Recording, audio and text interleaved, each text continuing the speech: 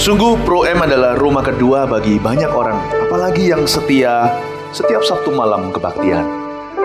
Betul sekali pepatah ini, a house without a family is not a home. Sebuah rumah tanpa keluarga hanyalah sebuah bangunan. Ruang kebaktian ini disebut gereja karena orang-orangnya yang menyembah, bukan karena ada lonceng gereja di atasnya, apalagi ada salibnya. Saya percaya tempat ini menjadi berarti setiap Sabtu malam seperti ini, karena ada orang-orang yang setia untuk beribadah di sini mencari wajah Allah. Bahkan ada orang-orang yang peduli mengajak rekan-rekannya datang untuk sama-sama menikmati hadirat Allah. Saya minta Anda, sebelum kita semua duduk mendengar firman Tuhan, untuk peluk minimal satu orang. Gini loh, tunggu dulu. Ya. Kalau cewek sama cewek peluknya biasanya lebih mesra. Kenapa? Karena mereka memang makhluk perasaan yang luar biasa. Ini adalah pujian, bukan penghinaan. Biasanya peluknya begini. Kalau cowok sama cowok peluk gitu malu rasanya. Jadi peluknya begini aja gak apa-apa. Yang penting cinta. Yeah man. Gak apa-apa, yang penting cinta. Oke, lakukan. Peluk ke satu orang. Tolong katakan, tunggu. Tunggu, ayo. Tunggu ya. Sambil peluk saya kelupaan nih. Coba bilang gini, terima kasih ya sudah setia setiap Sabtu datang kemari. Saya percaya kamu tidak akan datang sia-sia. Come on. Kasih tepuk tangan untuk Yesus. Thank you. Sudah siap untuk mendengar firman Tuhan? Duduk dan mari kita ambil Alkitab langsung di kitab Hagai. Semoga Anda sudah mengerjakan PR Anda, membaca pasal pertama. Hagai itu cuma 2 pasal. Menurut saya alangkah baiknya kalau sekali baca langsung habis. Kalau Anda yang membaca 2 pasal berturut-turut hingga kelar, Anda beruntung hari ini, karena saya hari ini akan saya tidak hanya akan mengcover pasal 1, malah akan lumber sedikit sebagian pasal 2. Dan kitab Hagai ini istimewa. Hagai adalah seorang nabi. Dan kontemporer atau rekan-rekan sepelayanannya sejaman, ada beberapa nabi yang lain, nabi-nabi terakhir perjanjian lama. Juga merupakan kitab terakhir perjanjian lama. Hagai, Sakaria, dan Maleaki. Pada waktu tahun 586 sebelum Masehi, yang namanya bait suci yang termegah seluruh jagat raya dibangun oleh raja paling kaya Salomo, dihancur leburkan oleh orang Babilonia, atau yang hari ini disebut Irak. Jadi kalau kita tarik sejarahnya hingga sekarang, saya tidak mau mencari kambing hitam, tapi segala sesuatu tidak ada yang terjadi dengan kebetulan. Pasti ada cause and effect atau sebab dan akibat. Irak hari ini hancur kayak begitu, sedikit banyak juga karena ada andilnya menghancurkan apa yang sakral. Tidak ada orang bisa menghancurkan bait suci, lalu tangannya akan suci. Tidak ada orang yang meruntuhkan bait Allah, tidak mencemarkan sejarahnya. Our God, Allah kita adalah family man. Allah kita itu family man. Cuman family di dalam konteks manusia selalu dimulai dengan pernikahan, bukan? Kalau Tuhan enggak begitu, karena Tuhan yang menciptakan kita. Dia bukanlah eros, dia itu agape, kasih yang tanpa syarat. Kasih yang sorgawi. Manusia itu daging. Karena itu manusia juga. Karena itu manusia tidak hanya memiliki agape, tapi mereka juga punya yang namanya kasih yang erotis. Hubungan seks dan sebagainya itu sementara. Nanti kalau di sorga tidak kawin maupun mengawinkan, maupun dikawinkan. Nah, singkat cerita, pokoknya Allah itu adalah seorang family man. Dia cinta keluarganya. Dia cinta rumahnya. Tapi yang paling dia cinta bukan gedungnya. Makanya judulnya hari ini untuk Hagai, bukanlah cuman sekedar mencintai rumah Allah, tapi mencintai keluarganya, itu yang lebih terutama. What is a house without a family? What is a church without people who have worshiping hearts? Tuhan tuh sayang. 586 bait suci diruntuhkan. Tapi Tuhan itu pulihkan. Allah kita adalah Allah kesempatan kedua. Dia itu dahsyat. Tidak perlu kecewa kalau Anda dan saya gagal di masa lalu. Allah kita selalu memberi kesempatan lagi. Kita memang tidak bisa mempermainkan Allah, mencobai Dia, maupun memanipulasi kasih karunia-Nya, tapi asal hati kita tulus mau bangkit lagi, selalu diberi kesempatan oleh Tuhan. 538 sebelum Masehi, Koresi digerakkan oleh tangan Allah untuk mengizinkan orang Yahudi pulang ke Yerusalem, bahkan dikasih pesangon lagi agar mereka bisa segera bangun bait Allah, padahal Koresi bukan orang Yahudi maupun orang yang takut akan Allah. Tapi sesudah itu hidupnya berubah karena dia membuka diri untuk berbuat baik kepada bait suci. Tapi sayang sekali, orang-orang Yahudi tidak bisa membuat pekerjaan itu kelar selama 15 tahun. Makanya Tuhan bangkitkan Hagai sebagai mouthpiece, sebagai penyambung lidah Allah, berbicara kepada umat Israel. Hello, orang-orang pilihan Allah, mengapa Anda diam saja? Ayo mulai bangun. Jangan cuma taruh batu di atas batu yang lain. Selesaikan, rampungkan apa yang telah kau mulai. Allah lebih ingin melihat umatnya diberkati, dipakai, daripada kita merindukan untuk dipakai dan diberkati. Berkat itu mudah bagi Allah. Tapi Allah ingin kita untuk melaksanakan pekerjaannya, menyelesaikan misinya di atas muka bumi ini.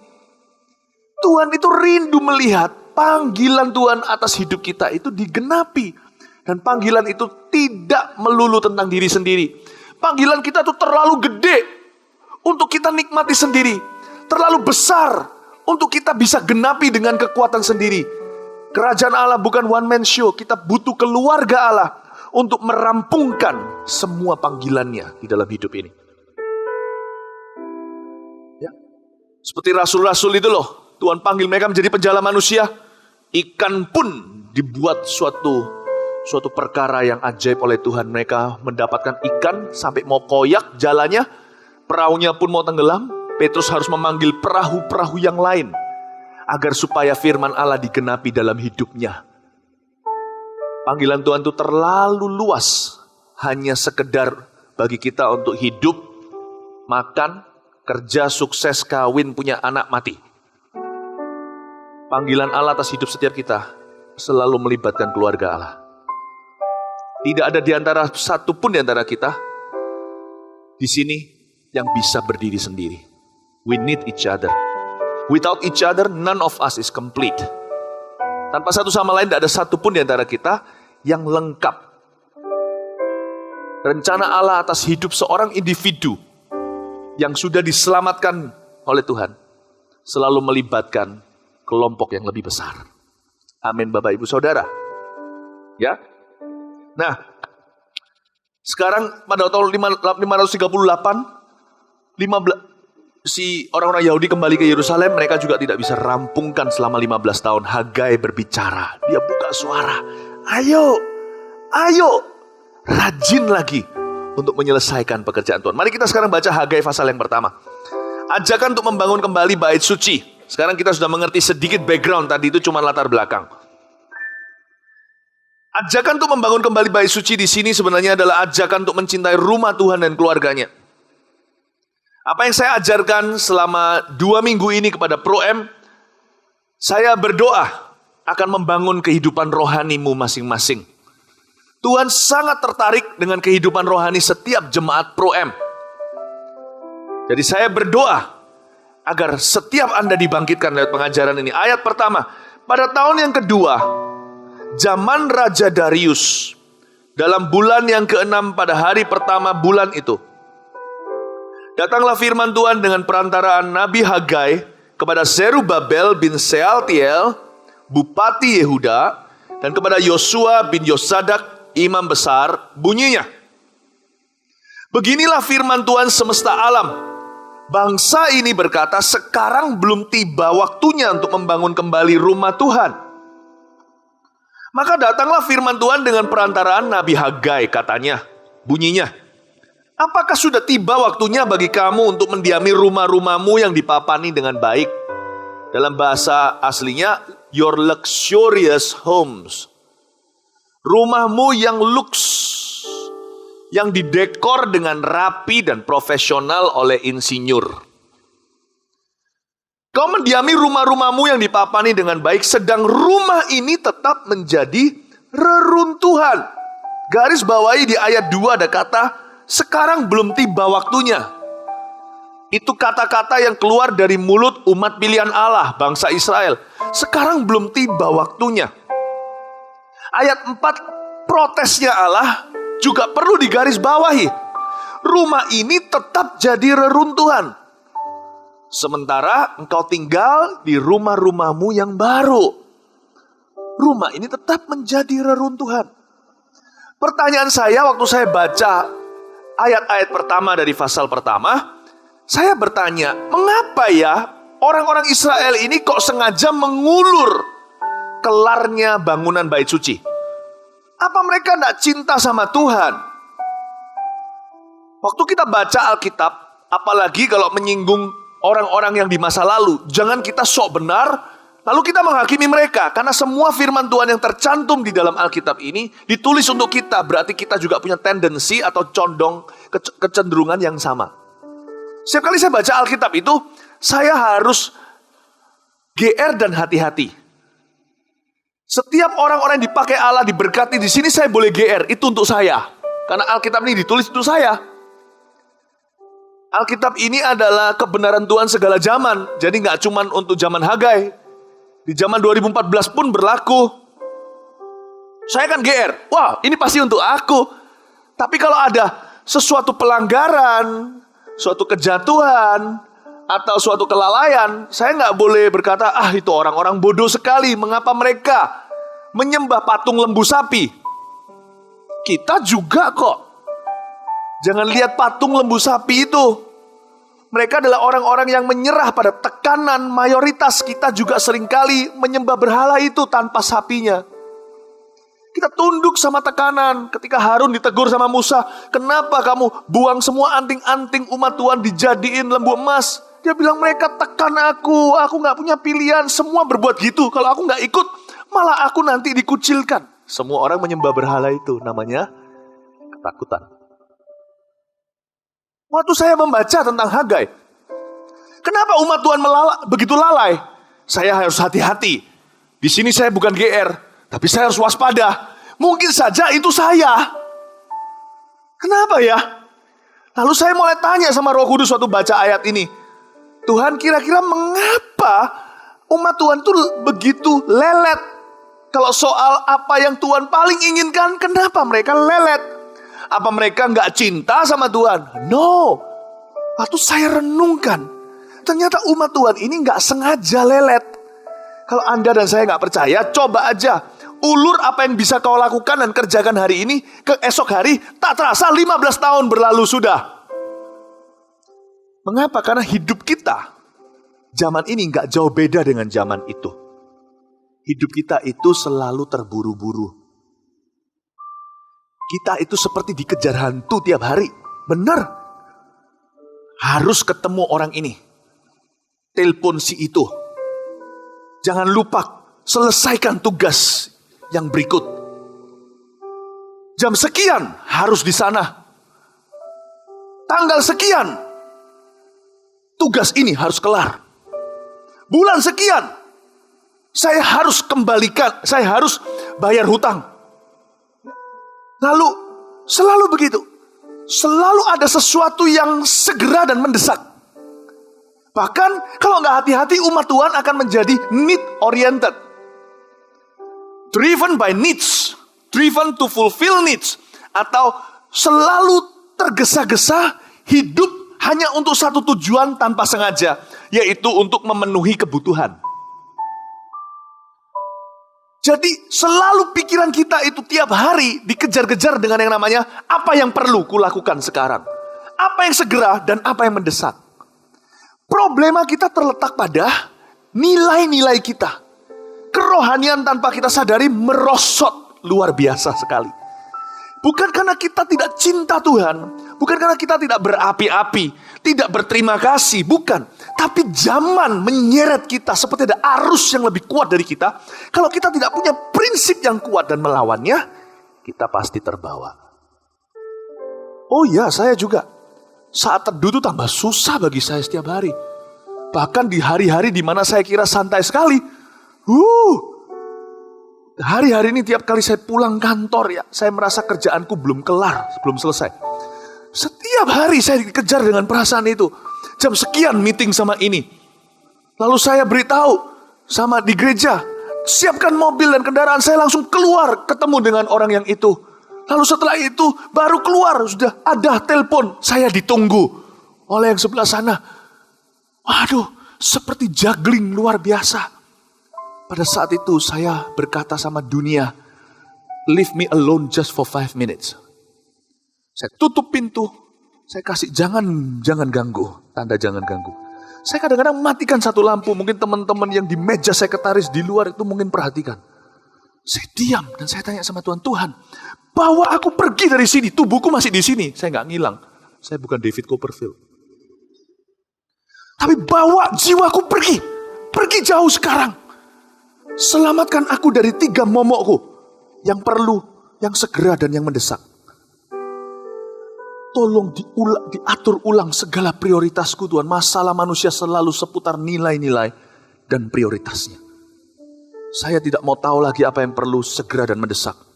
Beritahu kepadaku yang seringkali ku tinggalkan sehingga berdebu. Yang namanya yang penting. Tell me what's important to you.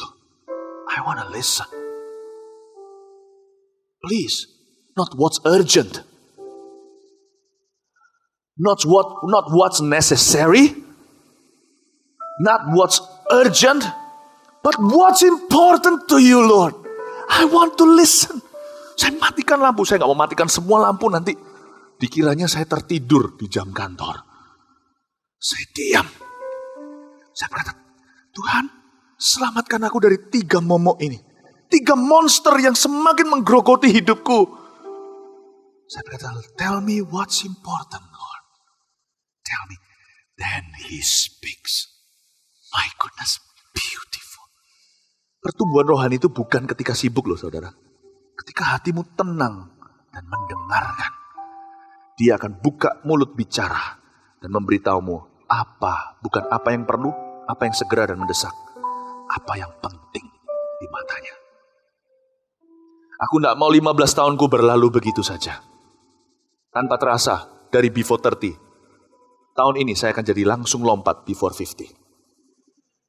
Tahun ini saya sudah 40. Lord, I do not want to let 15 years pass. 15 minutes, okay, bisa berlalu. 15 years, no way. You need to calm down and listen to God's priority for your life. Kau perlu tenang, diam, dan mendengarkan apa yang merupakan prioritas Allah di hidup Anda. Jangan berlalu begitu saja, karena hidup ini tak terasa sebentar lagi kita 75. Disitulah diletakkan kunci pertumbuhan rohani.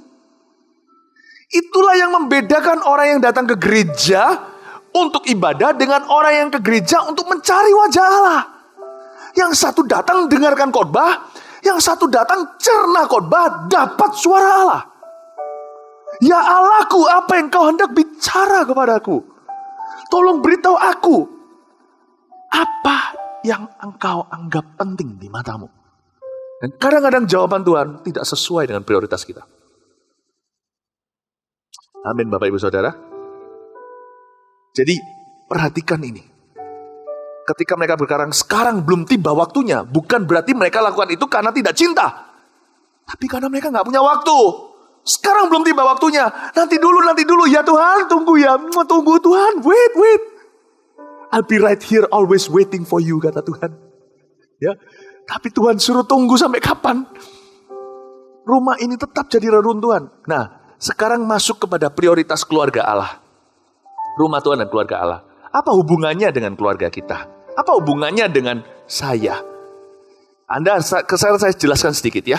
tempel atau bait suci, bait Allah yang diruntuhkan di tahun 586 sebelum Masehi ini, yang dibangun oleh Salomo dengan kemegahannya yang luar biasa, merupakan lambang hadirat Allah di tengah-tengah umatnya.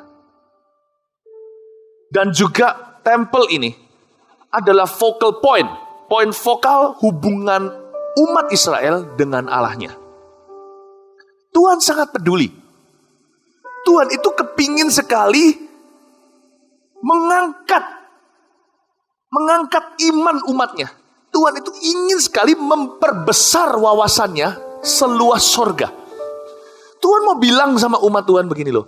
Nah, bagi aku untuk mempromosikanmu sampai CEO, itu semudah membalikkan telapak tangan. Kalau nggak percaya, coba nanti di sorga, interview atau wawancaralah si Yusuf yang dari seorang tahanan langsung menjadi Perdana Menteri dalam waktu beberapa menit saja. Tidak melalui prosesi yang tidak melalui jenjang karir normalnya di dunia ini. Tanya dia. Nah, bagi aku untuk memberkati umat Israel yang kelaparan itu dengan memberi mereka makan daging, Musa pun tidak bisa memahami cara kerjaku sampai aku tegur. Masa Allah nggak mampu? Sekejap semua burung puyuh bertebaran di padang gurun. Aku yang membelah Laut Merah tinggal di dalam badanmu. Kau takut apa? Aku yang membangkitkan Yesus Tuhan. Bapa berkata, Roh Allah kan dikatakan di kitab Roma. Roh itu membangkitkan Yesus dari kuburan. Tinggal di dalam tubuhmu. Kau khawatir apa? Kau mau sekaya apa? Minta padaku. Masa aku tidak bisa beri? Tapi aku belum suka motivasimu, masalahnya. Kau mau punya apa? Bilang sama aku punya segalanya. Tapi rumahku menjadi reruntuhan. Rumahku jadi reruntuhan. Tuhan ingin sekali agar kita turut membangun apa yang Dia anggap penting. Dikasih barter, trade sama Tuhan, pertukaran. Lakukan, selesaikan apa yang penting bagiku. Aku akan memperhatikan apa yang penting bagimu. Coba kita lihat sekarang ya, ayat yang kelima. Oleh sebab itu beginilah firman Tuhan semesta alam. Perhatikanlah keadaanmu, garis bawahi itu. Saya senang kata ini, karena akan diulang nanti. Ayat 6, kamu menabur banyak kan, nak, kata Tuhan. Tetapi membawa pulang hasil sedikit kan? Kamu makan, tapi gak kenyang kan? Kamu minum, tapi gak sampai puas kan?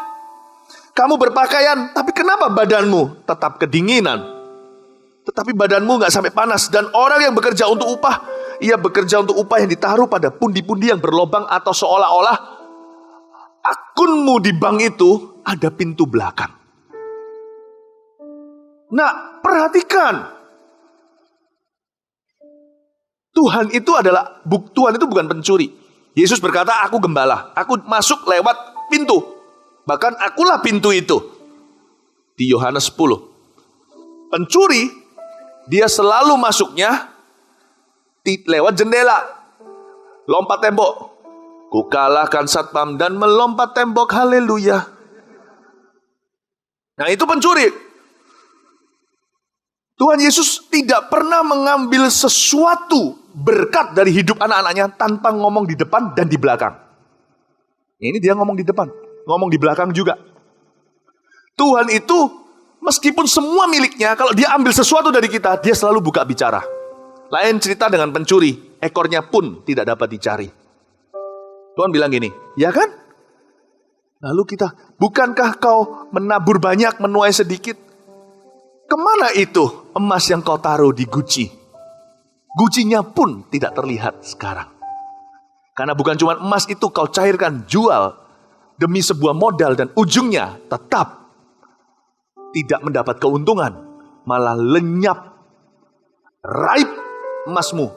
Bahkan hingga gentongnya pun, kotaknya pun kau jual murah-murah untuk beli, untuk menambal bajumu. Tuhan bilang, mau tahu siapa yang ambil, nak? Tuhan bilang, gua yang ambil. Ini bukan pencuri, ini gembala. Ini dikatakan di Ibrani, didikan seorang Allah kepada anak-anaknya yang tidak dianggap sebagai anak-anak gampangan. Kenapa ya Tuhan begitu? Saya punya 3 anak. Kita semua di sini juga banyak anak. Kebaktian Pro M itu khas dengan suara. Dan anak-anak kecilnya nangis di sana di situ. Bahkan ketika perjamuan kudus pun di sebelah kaki masih ada 1.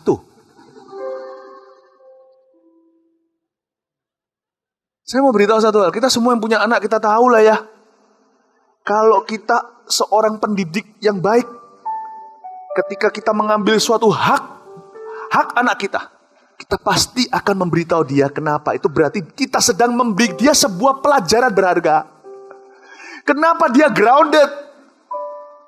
Kenapa iPhone-nya dirampas oleh papa mama? Bukan berarti papa mama aku pencuri, iPhone-ku diambil. Enggak, sebab kamu begini terus. Matematikamu merah. Ini sekarang adalah suara ayah ini kalau saya baca nih. Suara ayah didik anaknya. Mau tahu kemana iPhone-mu? Tuhan lagi bilang gitu. Mau tahu kenapa liburan harusnya kemarin itu gak jadi? Mau tahu kenapa? Luar biasa loh. Ini saya melihat bangsa Israel dididik oleh seorang yang maha kasih. Pengalaman hidup Anda termasuk yang bolong, yang turun, yang sakit. Coba didengar-dengaran dengan Allah. Maksudnya apa di balik itu? Supaya bertumbuhlah rohanimu. Banyak orang makan firman, tak mengerti pula. Ketika sesuatu terjadi, buktinya apa? Langsung kecewa. Pratanda dia dengar khotbah, tidak dengar firman. Kalau kita dengar-dengaran dengan Allah, kita bisa menerjemahkan. Segala pengalaman kita itu ada maknanya. Di situ pertumbuhan rohani terjadi. Ini luar biasa. Tuhan lagi berkata, siapa perhatikan keadaanmu. Artinya apa? Tolong tafsirkan dengan benar. Mengapa sampai hari ini ada 1, 2, 3 doamu belum ku jawab pula? Itu karena masih ada satu hal yang aku inginkan masih runtuh di tanah. Dan kau bisa bangun seharusnya. Kau bisa libat andil di dalamnya. Tapi kau belum mau.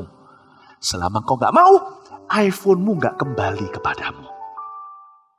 Luar biasa ya. Itulah sebabnya banyak orang salah ngerti Allah. Tidak dengar didikannya, langsung keluar buka suara. Berikan iPhone-ku, tambah keras, tambah Tuhan kebal. Kenapa ada doa yang tidak dijawab? Bukan karena doa kita kurang iman. Telinga kita kurang peka. Apa yang menjadi maksud Allah? Apa yang saya ajarkan di sini akan membuat teriakan doa Anda semakin ringan. Ketika kita memahami hati Tuhan. Wow, buka suara Tuhan, langsung malaikatnya menyerbu. Hubungan kita dengan Tuhan jadi dekat. Saya berdoa. Pengajaran yang saya berikan ini revelatory. Bukan memberi informasi, tapi revelation. Revelation, pewahyuan untuk membuat hubungan kita erat dengan Allah. Mari kita cari tahu sekarang. Apa yang Tuhan rindukan dari kita? Jemaat Pro M. Kerohanian seperti apa yang Tuhan inginkan dari penggembalaan ini? Perhatikan keadaanmu. Sekarang kita lihat ayat yang ke-7. Diulang lagi. Beginilah firman Tuhan semesta alam. Perhatikanlah keadaanmu. Tunggu sebentar. Pernahkah Anda bicara dengan orang yang ngulang-ngulang kata-kata?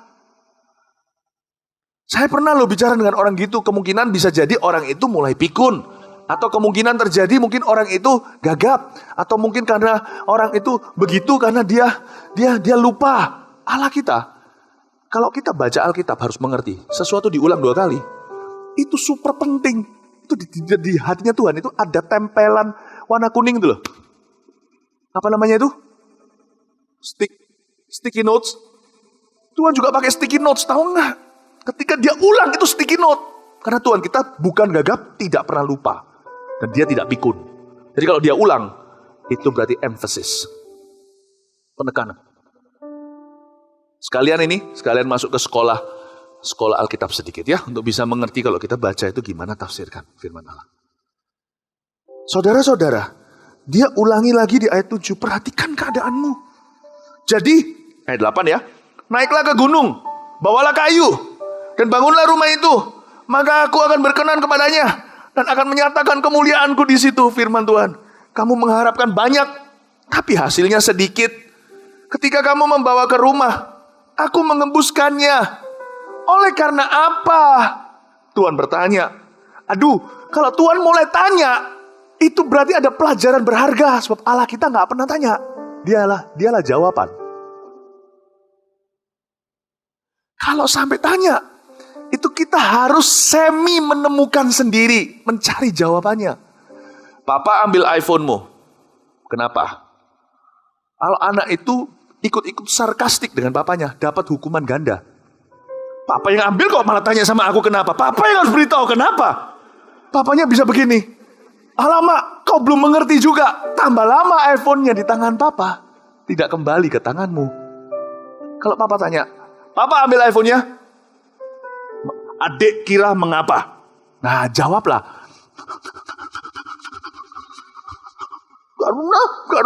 Karena matematikaku merah. Nah, itu dia. Kalau papa sudah bilang, nah, itu dia. Itu iPhone sudah 1 sentimeter lebih dekat kembali ke tanganmu. Itulah sebabnya banyak doa kita hari ini masih di level berdebat dengan Allah. Allah gak tertarik untuk menjawabnya. Stop debating him. You won't win. Give him what he needs. He'll give you what you want. What does God need? Dia butuh segalanya. Dia sudah punya segalanya kan. What does he need? Rumah ini reruntuhan. Kalau saya jadi Tuhan, saya bangun sendiri. Tapi Tuhan itu konsekuen dengan kata-katanya. Kunci kerajaan sorga, ku letakkan di tanganmu. Aku tidak akan ambil lagi. Jadi, what does God need? Nah, ini pertanyaannya di sini. Tiap hari, apa yang Tuhan butuhkan? Perhatikanlah keadaanmu. Kamu mengharapkan, ini sampai mana tadi ayatnya? Oh, pertanyaan itu, oleh karena apa? Demikianlah firman Tuhan semesta alam. Ayat 9, ingat ya kalau saya ngajar gitu ya, jadi bisa berhenti di tengah ayat, 1/4, 3/4, gak tahu, 60%, pokoknya mulai dari sana, ingatin saya juga. Oleh karena apa? Demikianlah firman Tuhan semesta alam. Oleh karena rumahku yang tetap menjadi reruntuhan, sedang kamu masing-masing sibuk dengan urusan rumahnya sendiri. Oke, perhatikan keadaanmu, saya kasih 3 aplikasi sederhana. Perhatikan kehidupan rohanimu. Jangan cuman sekedar memperhatikan karirmu. Mulai hari ini, buat komitmen untuk memperhatikan kerohanian Anda. Bangun hubunganmu dengan Allah. Lebih daripada kita sekedar ke kebaktian pro-M atau ke gereja. Bangunlah kerohanianmu, jangan sekedar karirmu. Itulah sebabnya ketika karir melulu yang dikejar, tidak akan pernah Anda tangkap. Tidak akan pernah Anda, ketika karir saja yang kita pursue, Anda akan berakhir di padang gurun. Bangunlah, jangan sekedar cuma bangun kehidupan profesionalmu. Tapi bangun dulu kerohanian Anda. Sungguh-sungguh mencari Allah. Nah, ini gak bisa dipaksa. Satu jemaat dengan jemaat di sebelahnya bisa beda-beda. Miliki motivasi jemaat pro-M beribadah juga. Dan Anda tertanam di sini dengan satu tujuan. Aku mau bertumbuh secara rohani. Itu keputusan. I really wanna grow. I really wanna grow. Yang kedua, perhatikan keadaanmu. Tuhan suruh kita ngerti dan memahami hatinya. Perhatikan juga kerohanian rekan-rekanmu. Jangan sekedar rumah tanggamu. Perhatikan keadaanmu, kata Tuhan, rumahku runtuh. Maksudnya apa? Perhatikan saudara-saudaramu. Perintah Yesus kepada malaikat diteruskan kepada Maria, kepada Maria Magdalena. Kepada Maria yang melihat Tuhan itu pada waktu kebangkitan. Beritahu kepada murid-murid, kepada rasul-rasul itu, aku akan temui mereka. Yesus akan menemui mereka, mendahului mereka ke Galilea. Dia beritahu kepada Petrus dan yang lainnya. Petrus diutamakan seolah-olah. Suatu hari Petrus menyangkal Yesus sebelum ayam berkokok 2 kali. Maka Petrus sudah menyangkal 3 kali. Dan Petrus sebelumnya sudah diperingatkan sama Tuhan. Iblis sudah menuntut untuk menampimu, tapi aku sudah berdoa agar kamu jangan jatuh. Jangan sampai gugur, maksudnya jangan sampai berakhir seperti Yudas Iskariot. Akhirnya kita mengerti di akhir cerita itu begitu. Nanti kalau kamu sudah kuat, kata Yesus, kuatkan saudara-saudaramu. Itu perintah Tuhan pada Petrus. Petrus itu pemegang kunci kerajaan sorga, kita juga. Berarti perintah Petrus diwariskan ke kita. Perintah Tuhan pada Petrus, kuatkan saudara-saudaramu. Jangan sekedar peduli hanya untuk keluargamu, untuk rumah tanggamu, untuk suami atau istri, untuk anak, untuk papa mama sendiri. Perhatikan keluargaku, maka aku akan memperhatikan keluargamu. Perhatikan keluargaku.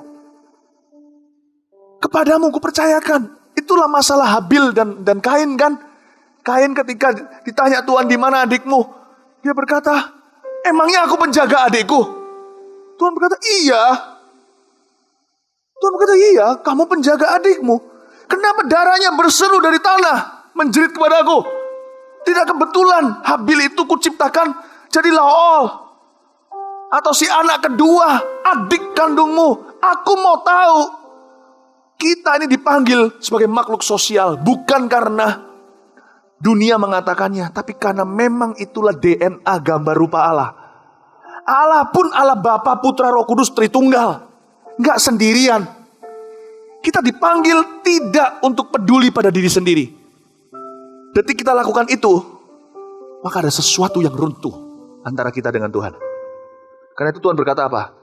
Ketika ditanya oleh seseorang guru agama, perintah mana yang paling utama? Tuhan berkata, kasihlah Tuhan Allahmu dengan segenap hatimu, kekuatanmu, dan segenap pikiranmu. Lalu Tuhan orang-orang pikirannya sudah berhenti sampai sana. Good. Orang Farisi juga lakukan itu. Mereka sembahyang tutup mata sambil menuduh-nuduh sana sini, pemungut cukai gak layak segala. Orang Farisi, ahli Taurat juga lakukan itu, berdoa di pinggir jalan tanpa peduli sekelilingnya. Tapi Tuhan berkata, Tuhan lanjutkan. Dan yang perintah yang kedua yang sama dengan itu, garis bawahi kata itu kalau Anda membacanya di kitab Injil. Yang sama dengan itu, artinya ketika nomor 2 dilanggar, Tuhan anggap nomor pertama tidak valid. Tidak sah. Yang sama dengan itu, kasihlah sesamamu manusia. Love your neighbors as yourself. Itu luar biasa. Saya mengerti Tuhan Tuhan memanggil kita untuk perhatikan kerohanian rekan-rekan kita. Paulus mengajarkan kasih semua orang, rasul-rasul mengajarkan demikian. Tapi dimulai dari saudara seiman. Luar biasa ya, prioritasnya jelas. Yesus itu punya 70, di antara 70 itu ada lingkaran berikutnya 12, dari 12 punya 3. Hidup kita di tengah-tengah dunia ini, kita bagian dari seluruh bumi. Tapi dipotong lagi, lingkaran lebih dalam lagi, dan yang paling dalam, di samping keluarga kita adalah keluarga Allah, anak-anak Tuhan. Allah tidak memanggilmu untuk datang ibadah. Allah memanggilmu untuk terlibat, melakukan sesuatu untuk kemajuan rohani orang yang di sebelah kanan kirimu. What have you done?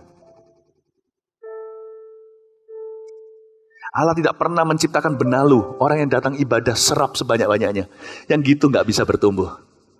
Allah memanggil kita untuk datang di sebuah gereja, untuk kontribusi yang paling sederhana. Saya belajar waktu di Kanada, tata kursi supaya semua orang kebaktian dengan rapi.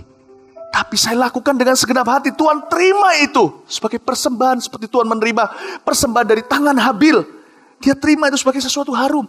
Kita dipanggil untuk kontribusi dari perkara yang paling kecil sederhana demi kemajuan saudara seiman yang Tuhan percayakan di kanan kiri kita. Orang di kanan kiri kita, sekalipun kita gak kenal, baru lihat sekarang, mereka bukan strangers, karena dalam Tuhan kita bersaudara. Amin. Pertama perhatikan kerohanianmu, bukan cuma karirmu. Kedua, perhatikan kerohanian orang lain, saudara seiman. Jangan hanya sekedar perhatikan darah dagingmu sendiri. Lalu yang terakhir, perhatikan kerohanian generasimu, bukan sekedar gerejamu. Nah, ini juga tujuan kebaktian Pro-M. Izinkan saya menekankan sesuatu sebelum saya lanjutkan pengajaran ini ke berikutnya, ya. Nanti tambah indah nih, pengajaran ini mengarah ke berkat. Kita tahu di kitab Hagai yang sudah baca tahu, emas perak punyaku. Luar biasa Tuhan itu. Ya, di sini kita tahu Di sini ada berkat-berkat yang Tuhan janjikan kepada umatnya. Tapi sebelum ke sana, saya mau bawa pesan ini bahkan ke aplikasi untuk visi misi profesional muda. Saya mau jelaskan begini. Kebaktian Pro M ini diadakan dengan tujuan yang sama. Menjadi sebuah focal point agar hadirat Allah dirasakan untuk generasi orang-orang yang bekerja namun masih muda. Kuliah juga sudah bukan, terlalu tua juga belum jadi. Generasi ini banyak terhilang, dihancurkan Babilonia. Di kitab Wahyu dijelaskan Babilon itu apa? Babilon itu sistem dunia, duduk di atasnya si pelacur itu, si Babilon itu. Saya mau beritahu pada Anda mengapa Pro M ini berdiri supaya Anda bisa lihat. Supaya jangan sampai di sini ada orang yang terlalu free maupun terlalu hukum Taurat. Dua-dua bahaya. Lawlessness and legalism, these are two different equally dangerous monsters. Yang namanya lawlessness, tidak ada hukum, ngalir saja, no commitment, low commitment, tidak ada komitmen atau komitmen rendah. Itulah penyebab banyak free sex di dunia. You and I no commitment lah. Tetapi legalisme yang ambilin orang-orang yang berzina lalu dirajam di pinggir jalan, yang pecah-pecahin botol miras dan sebagainya dengan cara kekerasan, sama buruknya dengan pelacuran. Dua-dua kurang pewahyuan hati Allah. Saya mau jelaskan ini agar benar-benar kebaktian ini diberkati. Dan semua yang hadir di dalamnya semakin diberkati. Katakan amin. Oke, saya jelaskan. Generasi kita ini, usia ini, itu banyak sekali ditelan oleh dunia. Karena dunia paling memancing generasi ini dengan idealisme.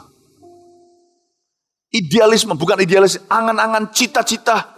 Mau dapat trophy wife, istri piala. Yang seperti Miss Universe tampangnya. Yang cewek mau dapat suami yang wajah Brad Pitt, kantong Bill Gates.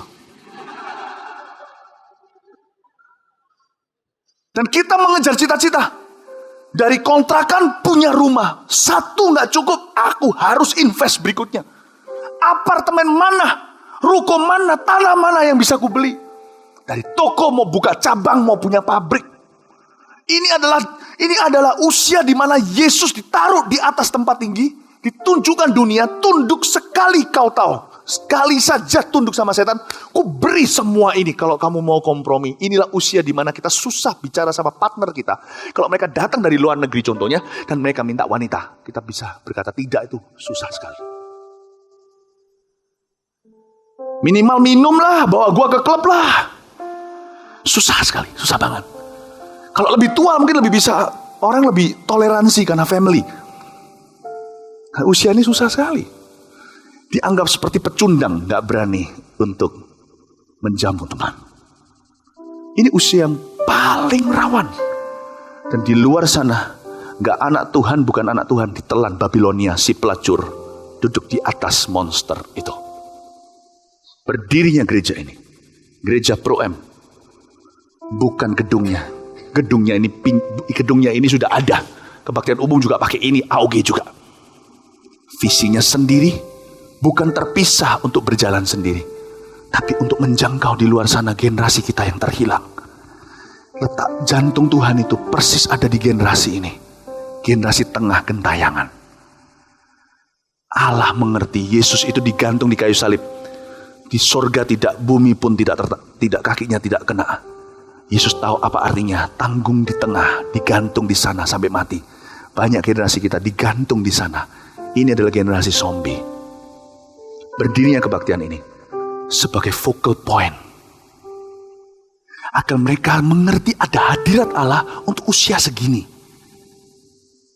Bisa paham ya saudara-saudara, kenapa berdiri? Karena itu Tuhan memanggil pembangun. Nah, jangan hakimi orang yang tidak bisa komitmen di hari Minggu. Hari Sabtu malam di Pro M. Kalau kita nggak ngerti, kita akan jadi orang-orang yang pakai seragam warna tertentu tersebut yang saya sebut tadi. Lalu marah-marah orang, tuduh-tuduh, tuding-tuding dan hakimi, kenapa tidak komitmen sama kebaktian Pro M. Orang yang menyuarakan begini juga gak ngerti visi. Sebab sesuatu yang indah tidak perlu dipaksa. Kalau kita mengerti hati Allah, komitmen muncul sendiri. Saya kasih contoh. Saya kasih contoh ya. Ini contoh, saya gak punya, ini omong kosong ya. Pak Victor, saya punya rumah di Kanada. Ini contoh, gak punya ya. Rumah saya itu mansion, ya harganya mungkin 2,3 juta dolar. Saya mau kasih kamu for free, boleh? Boleh ya. Terus saya beritahu sama, tapi mungkin saya, Pak Xiong, saya mau kasih. Nggak mau. Kenapa kamu nggak mau? Harus mau. Perintah Tuhan. Kalau nggak mau, itu berarti kamu nggak cinta sama. Loh, ngapain lo ya? Orang nggak mau ya, jangan dipaksa tuh ya. Bisa ngerti maksud saya? Sesuatu yang indah itu berkat. Kalau mereka nggak mau, jangan kita tersinggung. Janganlah engkau tersinggung kalau Anda mau memberi sesuatu yang begitu berharga, orang nggak mau. Nggak apa-apa, pasti ada yang mau. Amin. Nah, kalau ada orang yang tidak bisa komitmen di Sabtu malam, jangan hakimi juga. Mungkin mereka punya alasan. Tapi jangan pakai amarah, karena hukum Taurat adalah cara mendisiplin yang paling poor. Itu sama dengan seorang ayah pukul anaknya, kesakitan tapi dia nggak belajar apa-apa. Don't use hukum Taurat. Kenapa kamu udah cinta Tuhan? Kalau sama anak kita. Kenapa? Tuhan itu indah. Kalau dia belum cinta, berarti dia belum bisa kenal. Tunggu waktunya sampai Tuhan buka kacamatanya. Gak perlu dipaksa. Lu kenapa gak cinta Tuhan? Ayo sini. Kalau gak cinta Tuhan, ku bunuh. Tuhan tersinggung. Kita diketak dari belakang. Aku semurah itukah? Sampai kau harus tawarkan ke sana sini? Aku semurah itukah? Kalau Anda punya anak perempuan, dia baik, cantik, pandai. Ada seorang cowok gak mau dia, jangan labrak ke rumahnya. Mana anakmu? Kenapa gak mau sama anakku? Jangan buat murah sesuatu yang berharga. Visi Pro M ini berharga. Jikalau orang tidak mau, belum bisa komit lebih, gak apa-apa. Mereka pasti punya alasan. Mereka sibuk mereka pasti sedang merasa lebih bertumbuh di mana, gak apa-apa. Tapi kepada orang yang terpanggil untuk membangun, bahagialah. Amin. Nikmatilah. Jadi saya jelaskan kepada Anda satu kebenaran ini. Jangan pakai hukum Taurat. Jangan pakai. Dan jangan merasa seperti orang-orang kalau tidak bisa datang di Sabtu malam itu kayaknya dosa gimana gitu. Kalau sampai datang di Sabtu malam ini nggak datang, tapi kenapa datang di kebaktian 2 hari Minggu? Ya nggak apa-apa lah ya. Tapi kalau Anda datang dan yang setiap minggu terus datang ini kan ada. Pasti mereka memperoleh sesuatu. Kenapa mereka setia? Pasti ada sesuatu di sini yang mereka temukan secara istimewa. Setia aja, bangun aja. Amin.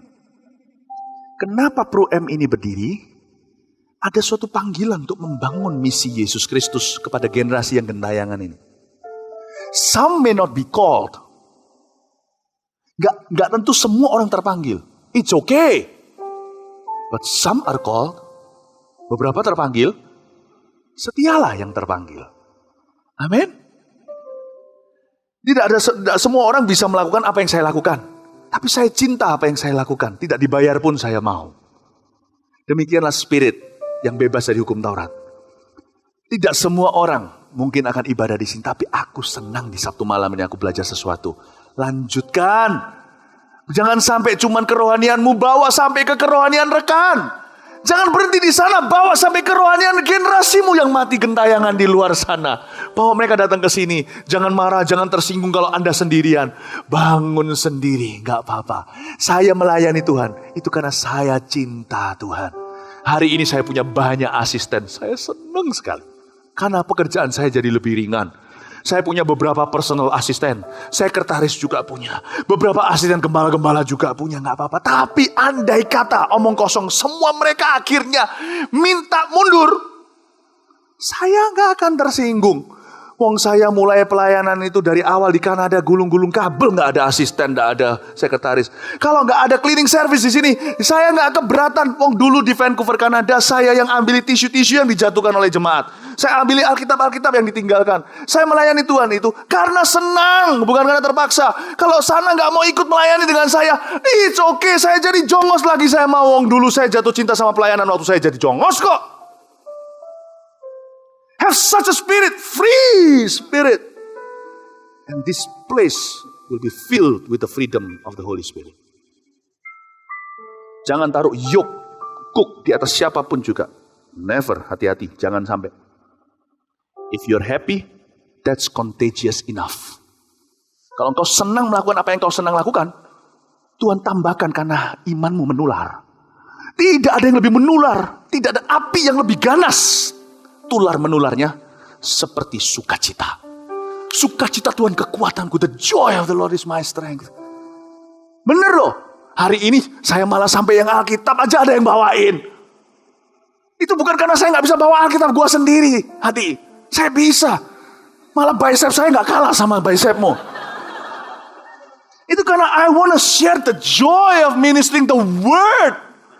Karena saya ingin share sama Hadi, sama siapa yang nanti companion nanti.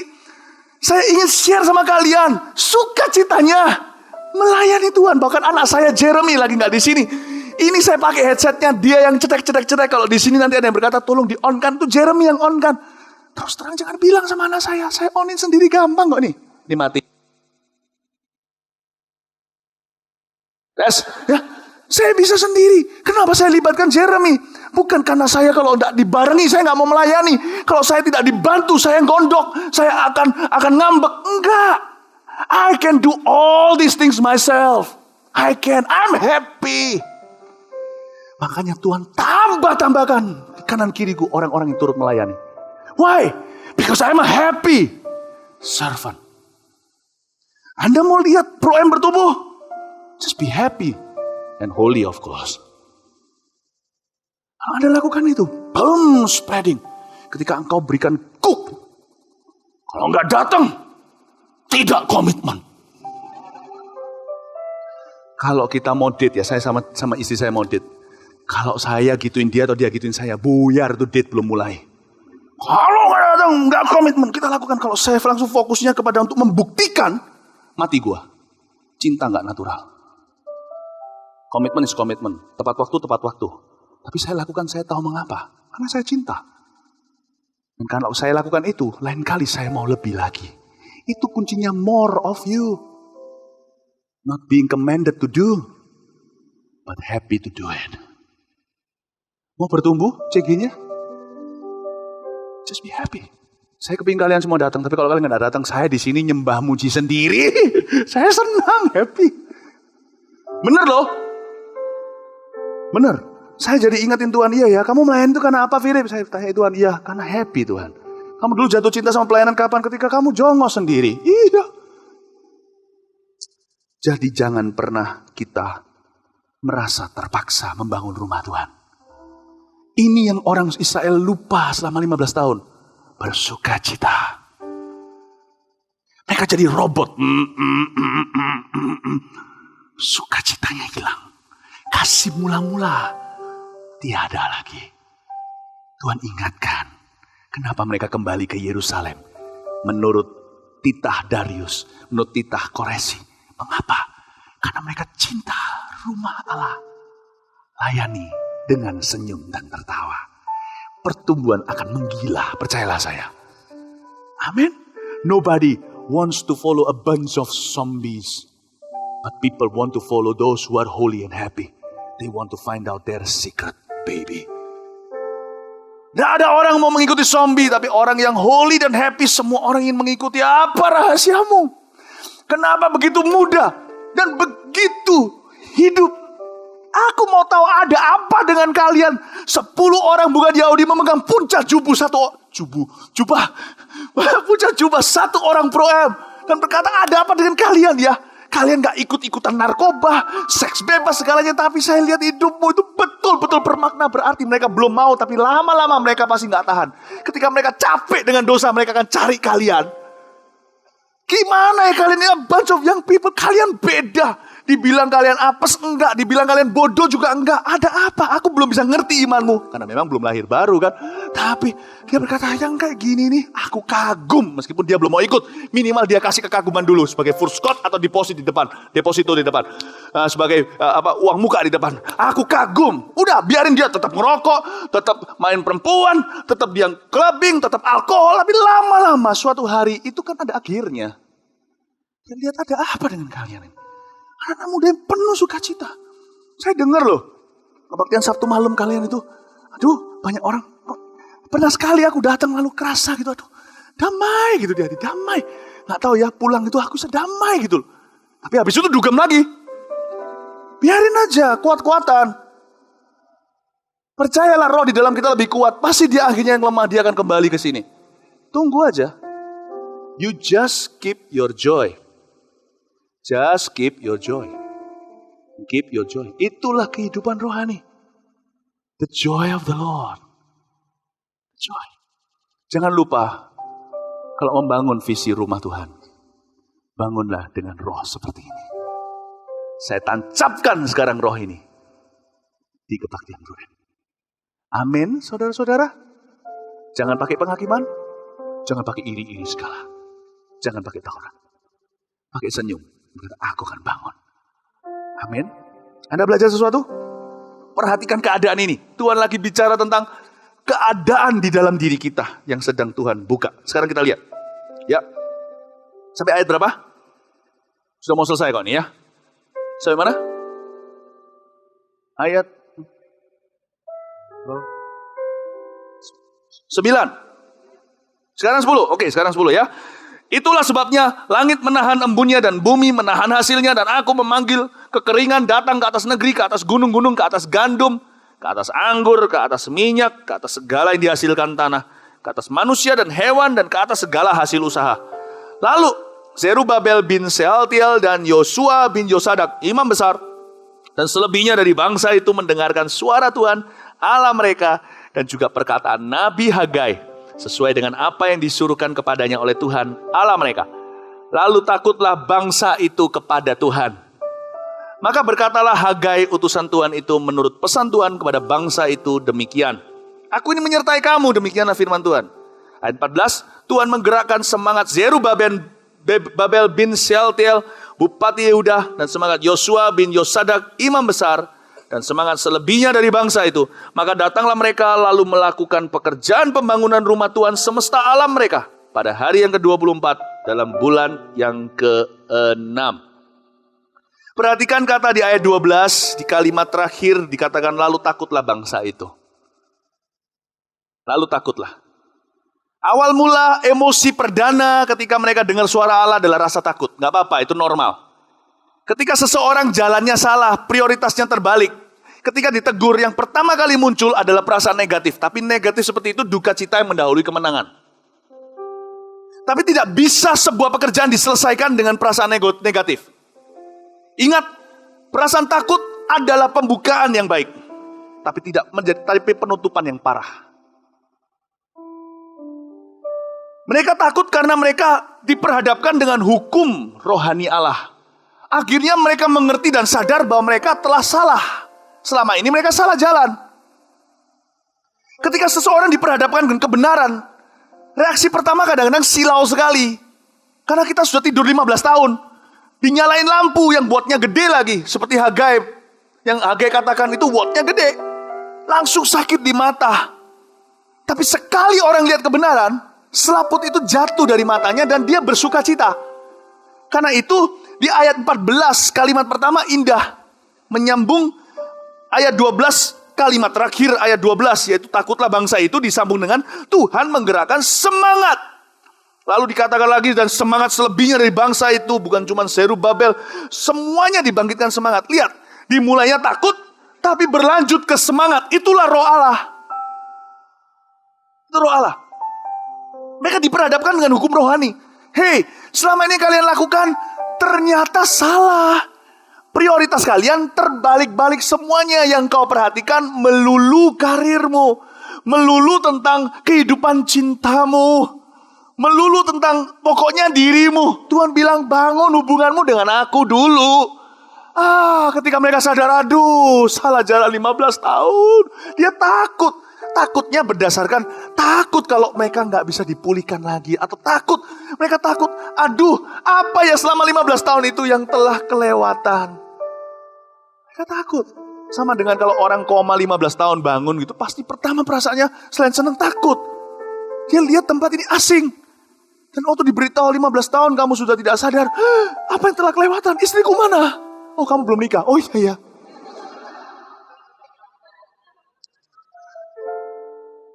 Yang pertama takut adalah apa?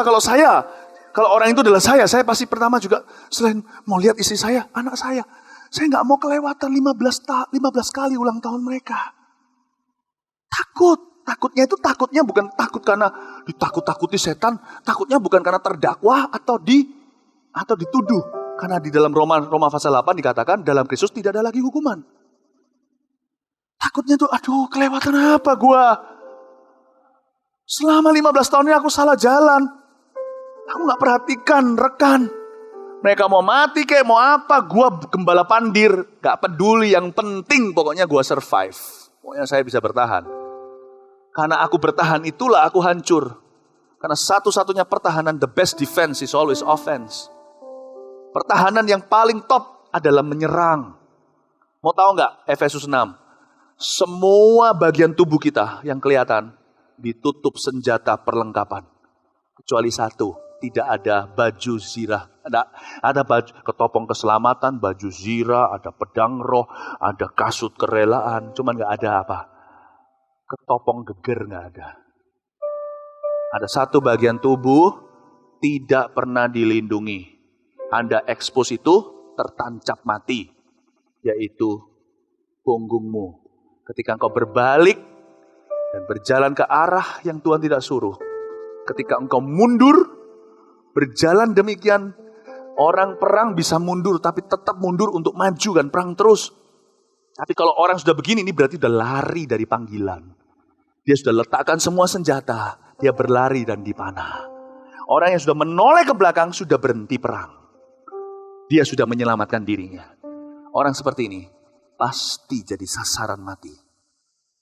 Dia sadar, aku gak merhatiin rekan selama ini. Cuman keluargaku. Tambah gak harmonis, iya. Tambah kerasanya renggang, iya. Keluarga kami semakin dekat. Saya bukan keluarga sempurna. Tapi keluarga kami adalah keluarga yang mempraktekkan hospitality. Saya jelaskan di salah satu ibadah umum kemarin.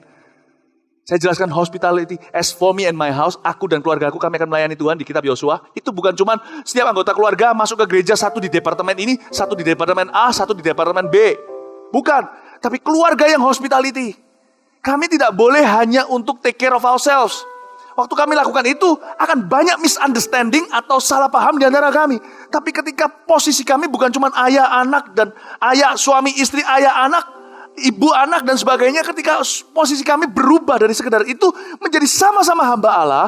Suatu hari saya masih ingat kami satu keluarga pergi makan, kami ajak seseorang.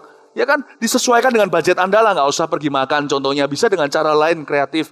Kadang-kadang kita ketemu, saya layani orang, anak-anak saya mendukung, mereka gak buat apa-apa, tapi mereka tahu hari itu harusnya hari kita bisa sendirian, tapi saya libatkan orang. Ada waktunya kita berlima saja, ada waktunya saya libatkan orang, gak melulu berlima selalu.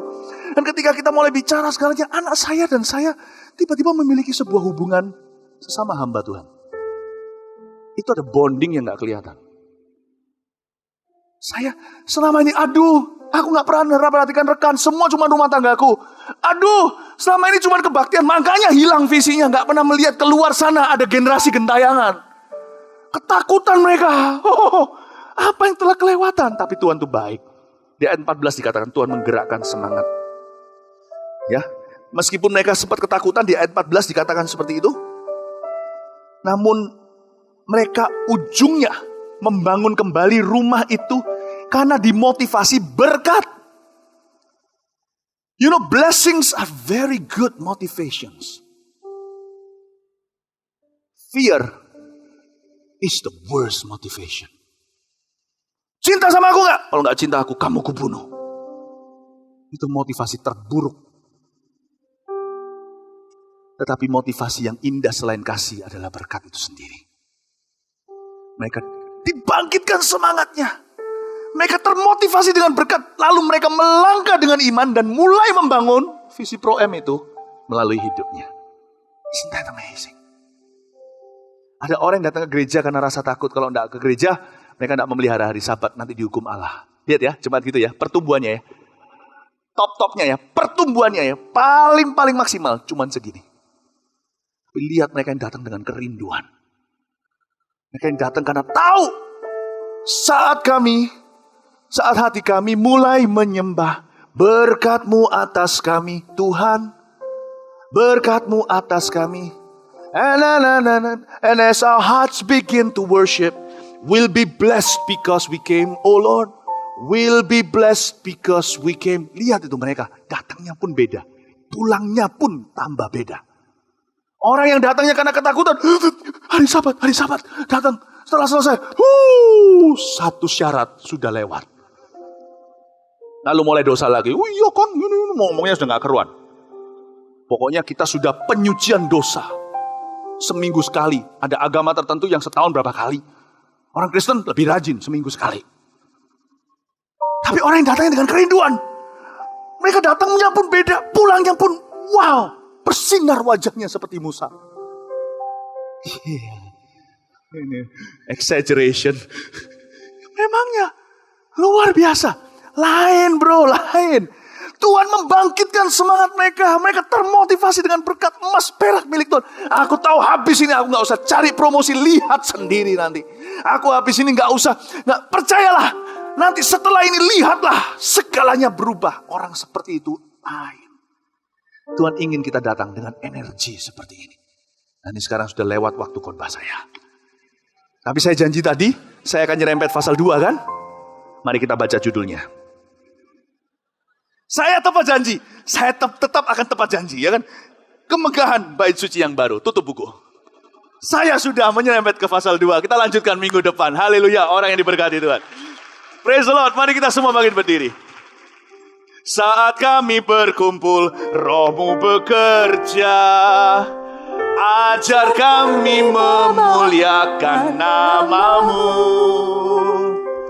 Kala hati kami mulai menyembah, berkat-Mu atas kami, Tuhan. Berkat-Mu atas kami. Sekali lagi. Saat kami berkumpul, Roh-Mu bekerja. Ajar kami memuliakan nama-Mu. Kala hati kami mulai menyembah, berkat-Mu atas kami, Tuhan. Kala hati kami mulai menyembah, berkat-Mu atas kami, Tuhan. Kala hati kami mulai menyembah, berkat-Mu. Kita nyanyikan dari awal. Kita cuma waktunya tinggal 5 menit. Nyembahlah sampai pada taraf di mana kita merasa cinghian puja. Hari ini rasanya gak mau pulang, rasanya tetap mau di dalam hadirat Allah. Mari kita sama-sama meresapi bahwa rumah Tuhan ini indah. Terima kasih Tuhan untuk kesempatan ini untuk bisa selalu datang setiap minggu menyembah. Aku gak mau datang sendiri. Tumbuhkan dalam diriku kasih, beban untuk orang lain, sehingga akhirnya aku akan Kau pakai sebagai penjala manusia itu. Mari kita angkat tangan kita sama-sama, nyanyikan sama-sama. Saat kami berkumpul, Roh-Mu bekerja. What a beautiful people. Thank you Lord. Ajar kami memuliakan nama-Mu. Terima kasih. Thank you for church. Kala hati kami mulai menyembah,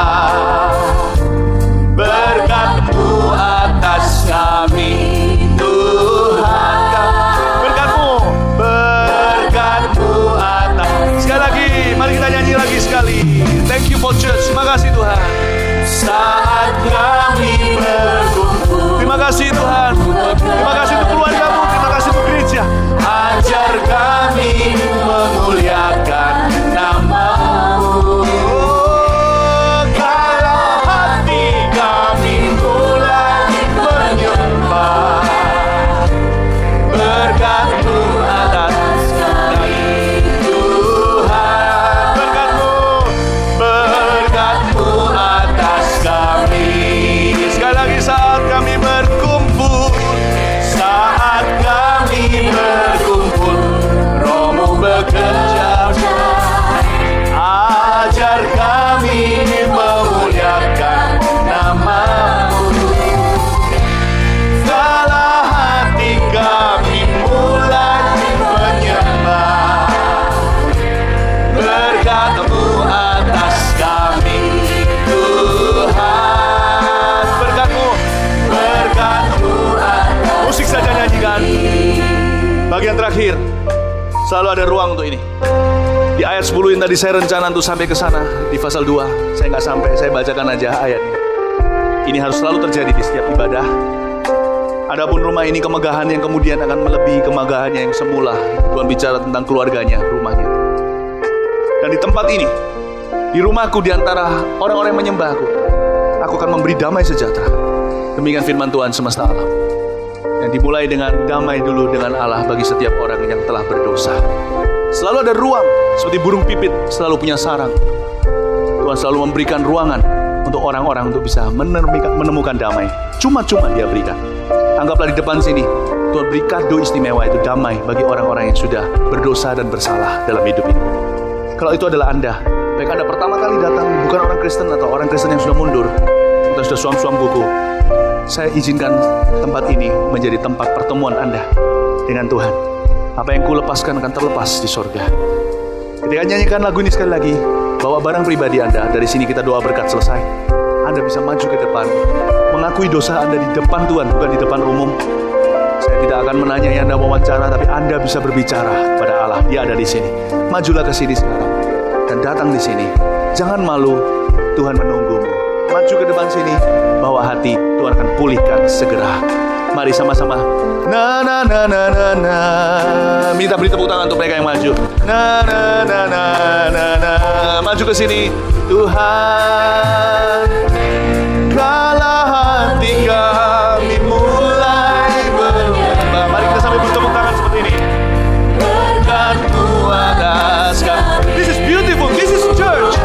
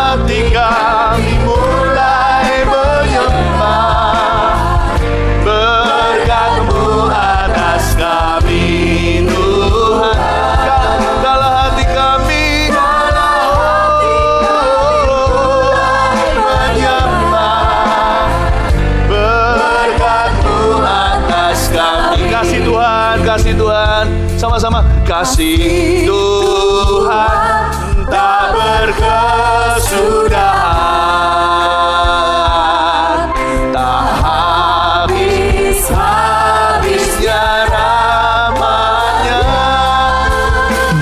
selalu baru setiap hari. Katakan setiap hari, baru setiap hari. Besar setiamu, Tuhan, besar setiamu, besar setia.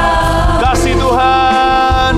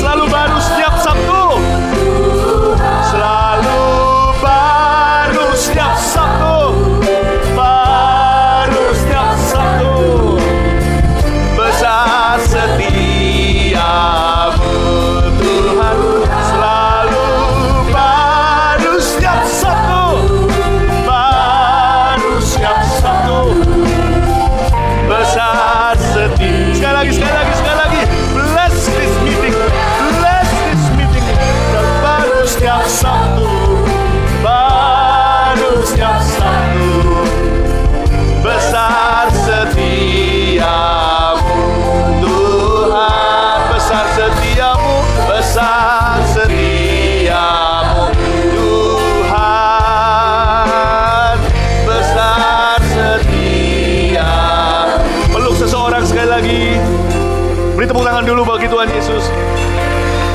Peluk seseorang sekali lagi, katakan, saya berdoa setiap hari kamu diberkati. Katakan seperti mulai berkati satu sama lain dan melakukan kehendak Allah. Puji Tuhan.